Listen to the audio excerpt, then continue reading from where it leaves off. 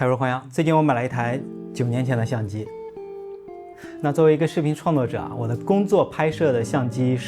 就是现在正在拍我这台 IPAC 画幅的富士 XS10。那我用了它也有4年了，但是我一般都是在这个工作室里面用它。其实我很少会把它带出去，因为它不够便携。我一直想找一台 IPAC 画幅小巧轻便，出门愿意随身带着，价格也能接受的口袋相机。那我之前也拍过一期视频跟大家提到过这个话题啊。在我尝试过富士的 XF10、XE3、X100F 之后啊，最终让我找到了它，富士 X70，来自2016年。我并不想做一期 X70的评测视频啊，但是我很想从我自己的一个需求想法来跟你分享，为什么我会在2025年选择这么一台快10年的老相机。我想先聊聊它的便携性啊，那这个也是我最终会选择它的重要因素吧。那多便携才算便携呢？我自己的标准就是我愿意把它放在这种衣服口袋里面就算是便携。像我之前用的这个富士的 X100F， 我现在还在用啊。那其实它的个头也算比较紧凑，但是它是塞不进去有一些口袋的，比如说这个口袋，其实我把这个镜头盖去掉也是塞不进去的，或者是有一些口袋即使能塞进去也会很坠很沉。所以我一般要带它出门的话，我都要带一个随身的小包，然后把它放到小包里面。我们现在可以把这2台相机放在一起比较一下，那这个 X70会小上1圈，而且它比这个 X100F 要轻很多。像 X100F 它是470克，这个 X70是340克，其实差的还蛮多的。实际拿在手里的感觉就是 X100F 会更沉，然后 X70就没有什么负担。然后也可以跟我这个6.1英寸屏幕的 iPhone 做一个尺寸的对比。当然它这个厚度还是有一点厚的，尤其是这个屏幕它有一点凸起，但是因为它整体还是比较小也比较轻，所以可以算得上是一台口袋相机。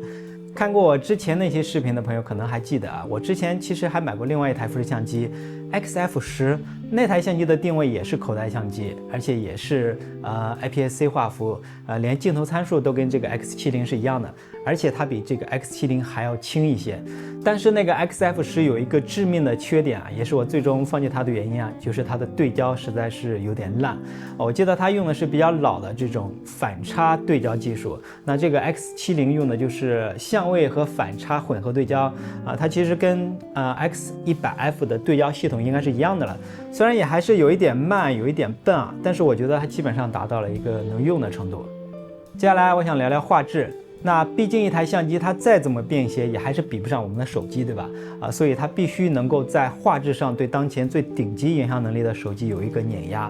哪怕手机影像来到了1英寸这个天花板，它跟 IPAC 比还是差很远。这个稍微玩过摄影的人都懂啊。它虽然是 IPAC 画幅，但是它的像素就只有1630万。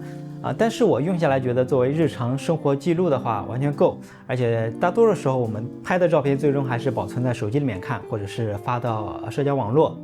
它是不能换镜头的，那这个镜头是一个18.5毫米的广角定焦 f2.8 的光圈，那字面上好像跟理光 GR3 还有我之前用的那个 XF10是一样的。这个焦段可能没有那么讨喜，也可能没有那么所谓好出片现在主流好像都更喜欢长焦，但是我自己平时记录日常生活还是蛮喜欢用这个等效23还有 X100的等效35这2个焦段的像拍家人或者是出门扫街都不错。它更广一点，然后这个拍的画面能够囊括更多的人物周围的场景，我觉得会比只凸显这个主体会耐看一些吧。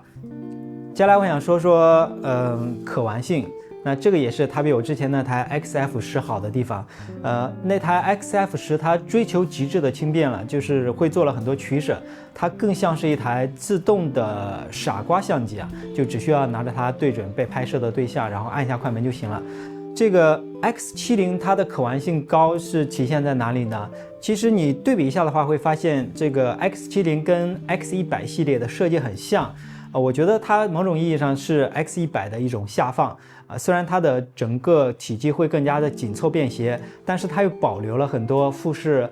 手动操控的元素，比如它这个金属的光圈环，还有这个单独的快门拨盘，还有曝光补偿拨盘，还有这个对焦模式选择的这个单独的控制按钮，就这些我甚至不需要开机就可以把这些参数调好，而且在我需要去调的时候，我就可以利用肌肉记忆的位置，很快很直接的去调。我觉得这种物理的机械的调节，它的快捷精准甚至某种意义上说仪式感吧，都是手机摄影的这种屏幕触控调节所给不了的。那这台相机从开机到按下快门的反应速度还是挺快的，那抓拍的时候也能够一气呵成，而且不管是这样横着拿或者是竖着拿，我都能够很轻松的单手操作。那像手机有时候拍照的时候偶尔会掉链子吧，或者是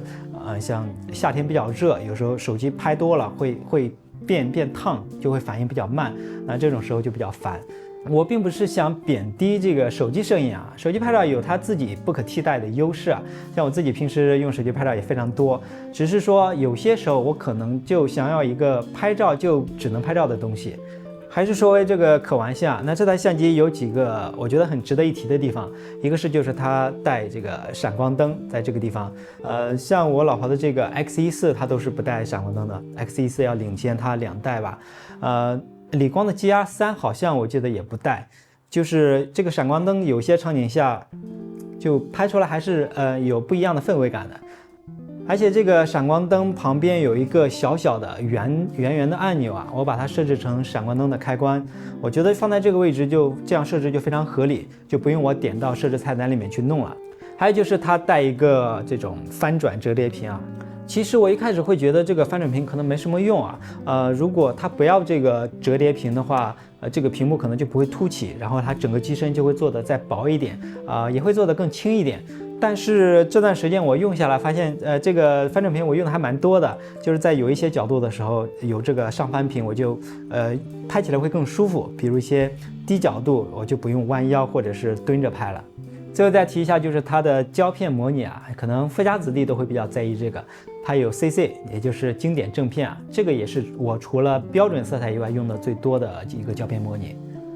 最后说说颜值吧，其实我以前比较喜欢买黑色机身的相机，像我买过的 X13、X100F 就这台，还有 XF10都是黑色的，我觉得黑色会比较低调，也有点酷但这次这个 X70我买的这个是银色，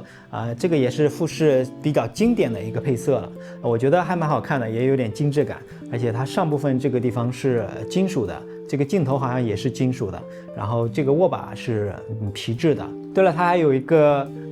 银色的铝金属的镜头盖，其实很轻然后罩在上面可以起到一个镜头的保护。那这个镜头盖应该也是传承自富士 X100系列的这个镜头盖的一个设计。好了，看到现在你是不是迫不及待的想要掏起手机，打开某个二手交易 app， 然后搜一搜了？那先别急接下来我要说说它的缺点。首先就是这个外表，我觉得还是蛮脆弱的。这个我买的是二手嘛，因为它底下有这一块有比较严重的磕碰，所以我是2800买到的。那现在二手市场它的这个型号的价格应该在3000左右。上面这个银色金属的地方，我上一次就不小心磕在了家里的这个腻子白墙上，其实都没有特别大力气，就磕出来这么一小块，就感觉这个材质还是有点软，而且这个黑色的地方也有一点容易掉漆。有强迫症的话可能不能细看吧，但是我平时其实不太在意这些细节。第二点就是，虽然它的这个操控设计来自于它的大哥 X100的一个下放，但是这些拨盘还有按钮的手感还有反馈都远不如 X100，起码远不如这台 X100F 的这个操控手感更有感觉。怎么说呢？我觉得这个也是比较出来的吧，而且这两台的定位和价格也差别挺大的。那如果我没有用过这个 X100，我可能会觉得 X70的这种操控也还好。那第三点就是WiFi 传照片到手机上非常难用它用的还是富士的那个老的 app。我现在要把它的照片导出来，一般都是把 SD 卡抠出来，然后用一个 SD 读卡器插到电脑或者是手机上再传。那还有一个方法就是用数据线但是它的这个接口是老的 Micro USB， 并不是现在主流的 Type C， 所以你得再备一根像这样的Micro USB 的线，而且得跟着相机一起随身带着。总之就是它的传图体验还蛮原始的。最后一点啊，我觉得也不能算缺点吧，但我觉得还是要说一下就是它毕竟是一台已经停产很多年，肯定也没有什么保修的相机，所以你要清楚你购买它的一个风险